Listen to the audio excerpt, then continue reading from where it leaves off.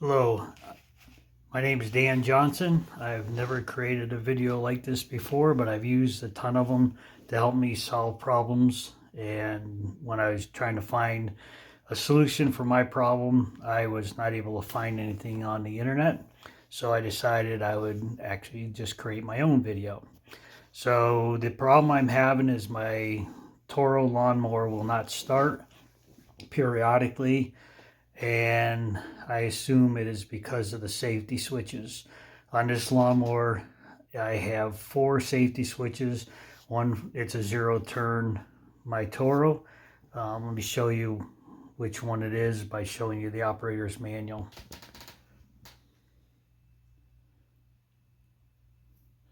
So I have the TimeCutter HD MyRide. Mine is the 48-inch. I would assume that this is pretty typical for Toro lawnmowers.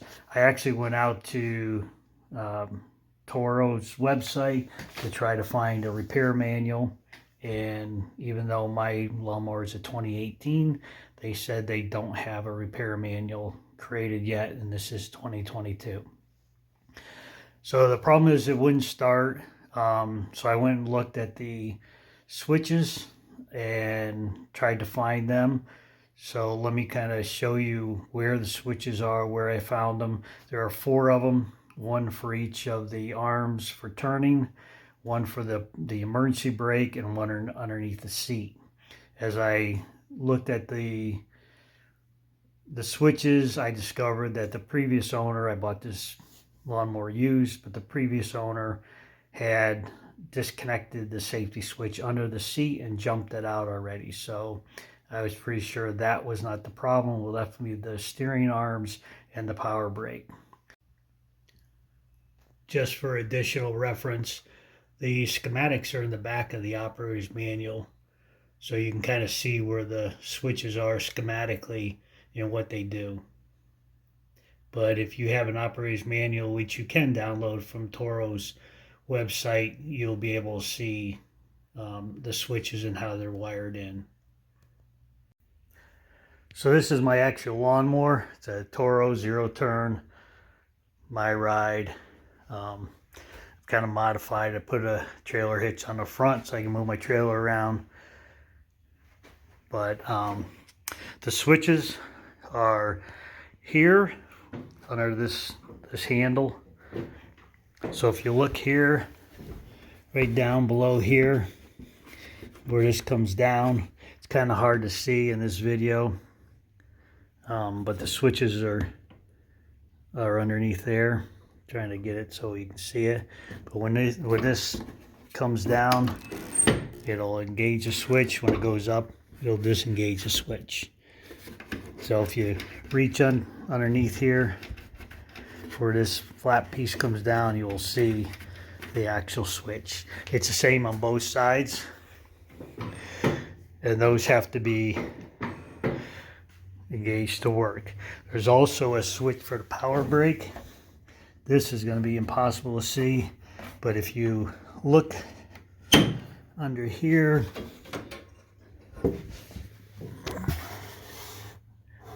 there's that flat part.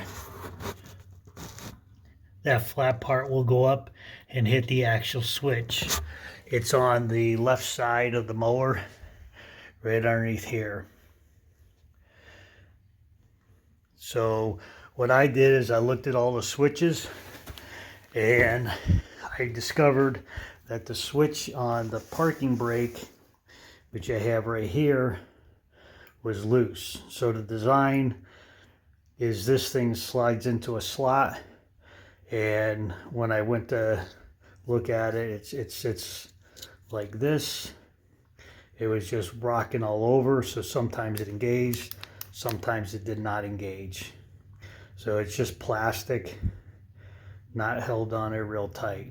So I decided, rather than just replacing the switch, which actually works, I would modify it to make it so it's more foolproof and less prone to have a problem. This switch is a double pole, double throw switch. When 2 of these connectors are engaged, the other 2 are disengaged, so you have a normally open and a normally closed. When you push the switch in, it flips, and then the one that was normally open is closed, and the one that's normally closed is open. So that's how I deal with. So what I did is I went on the internet and bought these switches. This is normally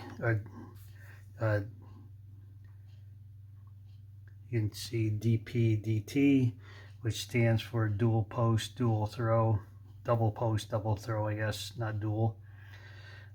This switch actually has an off, on, off, on. You don't really need the off part of it. You either want it on one way or on the other way. The connectors underneath, it's same thing. It'll be open. There's 6 of them on here. You only need the 4, but similar to this switch, you only need 4. So I'm going to go solder. I'm going to cut the connector off, and I'm going to solder wires that I can hook up to here. Then I'm going to locate a place on my dash where I can mount this switch. I went with a switch like this because I can just drill a hole and mount it in. There's a lot of cool rocker switches you can use, but you have to make a square hole, and I figure it's easier to drill one out than to make a square hole that will be accurate enough to hold it. So now that I have the fender off, I just realized that seeing this switch is really easy to do now. So this is the arm, comes down like that, hits the switch. Really easy to see. It's got the exact same design. So if you look at it, you can see how loose this is. It just wiggles around in there. So I might put a little silicone or something in there to hold that a little tighter while I got it apart, instead of replacing the switch. But I figured with the other switch, it's going to be just a matter of time before it loosens up. So I'm not going to try to use the stock switch. I'll do it my own way. Alright, so now that I have this taken apart, I can see these wires better. I realize that the purple's common. If you look at that, they have just a jumper here to the other side. So really, this could have been a 3-pole switch instead of the 6 poles on there, but I'll just wire it up. So I got that running, and I have these 2 running together, and just make my own jumper also, kind of like what they did.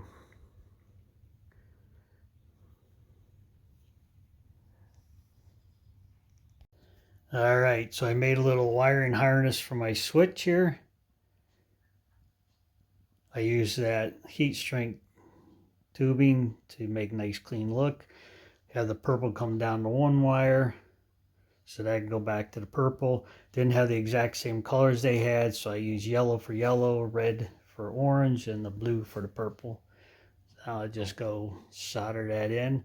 You could do this with mechanical connections. You don't have to solder it. I just like to solder better, especially on something like the lawnmower that vibrates. So there's we have it. Little wiring harness. I'll just go hook that up to the tractor, and we should be good. Alright, so I have my switch all wired up. Put this on here just to keep it clean. Tape that all up. Yeah, that all zip tied up there so it's out of the way. And now I will put the fender back on, and we should be good to go. Alright, so I got it all back together. There's my switch right here. It's a marine switch, and I got a waterproof cover with it, so it should be okay. It's not like I spend a lot of time mowing in the grass in the rain anyway. So now it doesn't matter about the brakes. Brakes will be on or off. As long as the switch is set, I'm good to go.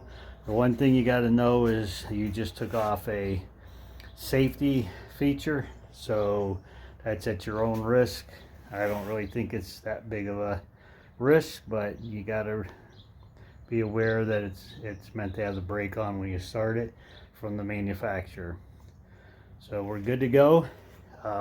Hopefully this helps somebody. and you don't have to spend as much time figuring it out as I did.